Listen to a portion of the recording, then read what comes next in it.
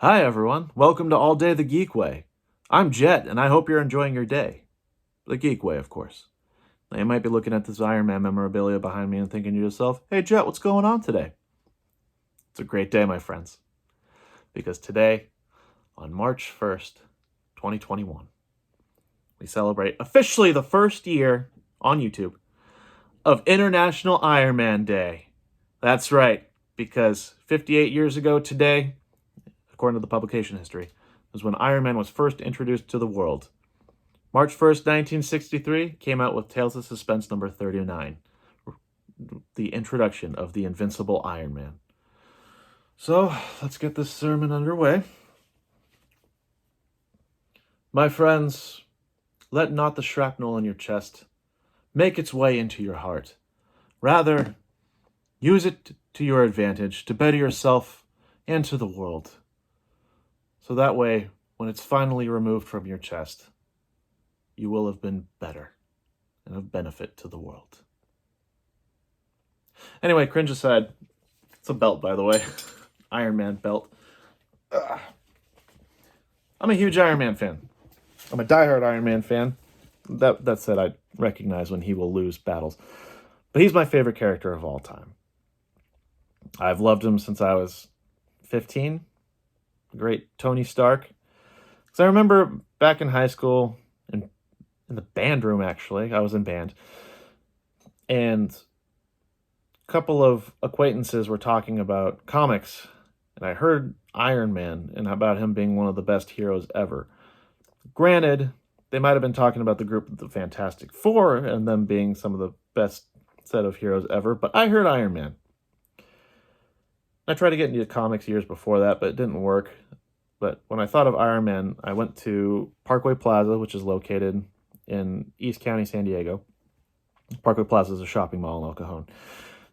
And went to the comics and stuff there. And from there, sitting on the shelves, was an Iron Man comic. Iron Man Extremis, number 5. And I'm pretty sure it was number 5. And I remember reading it, and it's at a flashback point. Iron Man's, he has injected the Extremis serum into himself, and he has to go through like a cocooning process to see whether his body can accept it or reject it. But during that flashback sequence, it's when he's back in Vietnam, and he creates the Mark I armor. And when he's trying to escape with Yinsen, he has a bunch of Vietnam soldiers shooting at him, and he grabs a Jeep, throws it in the air, uses the chest beam to cut the gas tank, and it explodes. And I was just like, whoa, this is awesome.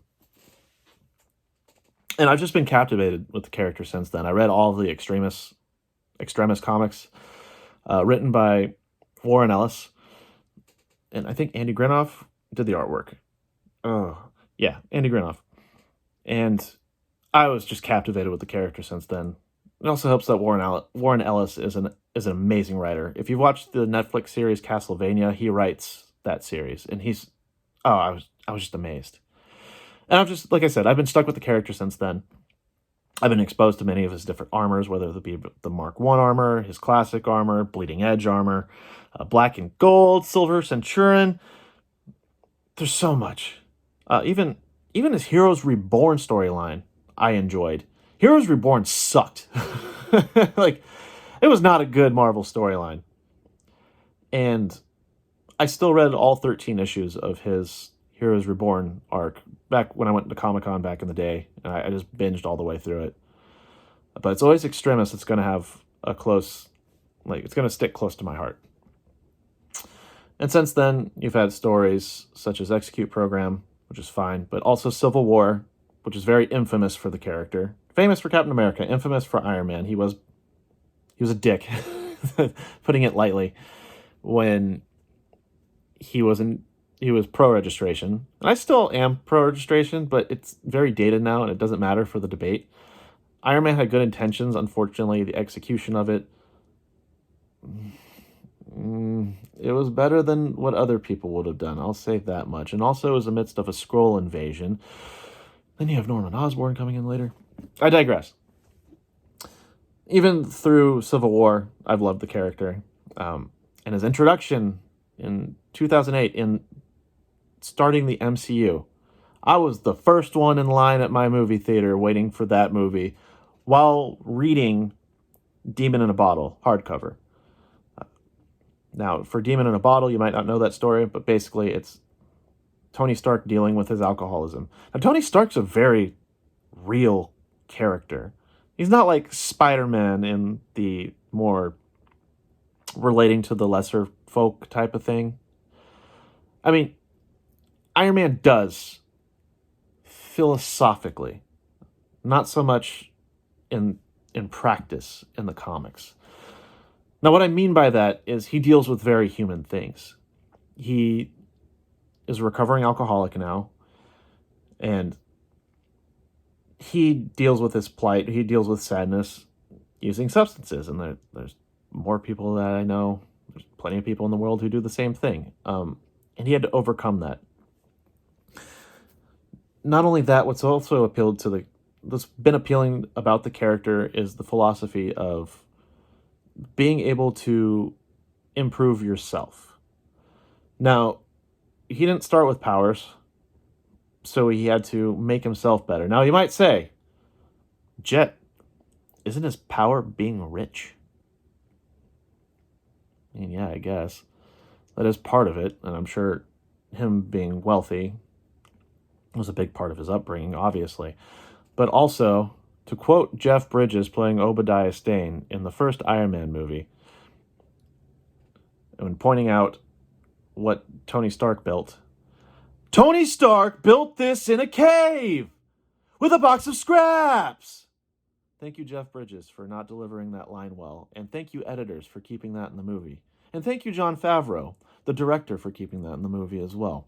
Not your best choice, but I will forever quote it, and I will forever be thankful, because I love that movie. It's one of my favorites. I am also biased. But there's something very appealing about a character who is able... You see him improving himself as a superhero while still internally struggling. He is a superhero. He is Iron Man. As Tony Stark, he's a very flawed person. And he works on those flaws. He's not perfect at it. He tries to improve the world while he struggles to improve himself. And that is very real. That is a very real concept. Especially because he's a man who gave himself powers, essentially. And it's something also appealing that he's a self-made hero. And I don't mind other heroes that have superpowers. I don't mind Spider-Man getting bit by a radioactive spider and suddenly he's like, pew pew, shooting webs. Granted, he had to make... That's also technology. That's not like the movies portrayed. It doesn't matter, but, Wolverine with his adamantium claws and his healing factor and the mutants. But Iron Man is just pure technology. So he's still weak in his own form. That's what I was impressed with the Extremis story, is because it did improve him, improved his body and his mind and all that stuff. So it's just the concept of being able to improve yourself in practice, but starting with the mind, rather than being outright given something. Now, he is a billionaire, playboy, philanthropist, a little bit narcissistic. I will give him that. He has a huge ego. But I just love the character. I love the character so much. That character has done so much for me personally in my morality and how I think about things. And that's along with other characters. I'm a huge Green Lantern, Hal Jordan fan. I love Batman. I love Nightwing. I love Black Panther. But no character has really captivated me like Iron Man. The philosophy that I've essentially given him, I think Stan Lee might have intended this. He created a character that wasn't meant to be liked and was liked. And when I say wasn't meant to be liked, if I remember correctly, and this might be a rumor, it might be a myth, but he was challenged to make a character that is dislikable, and the fans would still like him, and that was supposed to be Iron Man. I could be wrong on that. I have to double check those sources. But I will forever be thankful to Jack Kirby and Stan Lee and everyone else who helped with Tales of Suspense number 39 in introducing this character. One of the founding Avengers, along with Hulk, Thor, Wasp, and Ant-Man, regardless of what the movies will show you. Yeah, I got it. I love him. I love Robert Downey Jr. and how he portrays him. And even with the movies, I'm still impressed with the movies, don't get me wrong, but that's like the surface level Iron Man that you see. And Robert Downey Jr., he's Robert Downey Jr. He does well in portraying that surface level, but there's so much depth into the character that I hope is explored in the movies more. I know how Endgame went, but they still have a chance to incorporate Robert Downey Jr. in some ways. Granted, I have my own contentions with the ending of Endgame, but that's neither here nor there. My friends, we're here to celebrate Iron Man and his contributions, not just to the Marvel Universe, but to geekdom in general, and what this modern hero has been able to portray, and his different portrayals, in fact. This picture right here, it's a poster of Iron Man from the Ultimate Iron Man storyline, which is an alternate timeline. And I just love this artwork right here. Like, this is one of my favorite posters ever. Whenever I finally get my own apartment, I'm hanging that up. With this all being said, my friends, thank you for being with me and listening to me just talk about Iron Man. I love Iron Man. I could talk about him all day, but I'm going to spare you. I'm already 12 minutes in. So, my friends, I hope today, March 1st, 2021, you're enjoying your day the Iron Man way, the geek way, of course. And with that said, happy Iron Man Day, everyone. Please, be safe.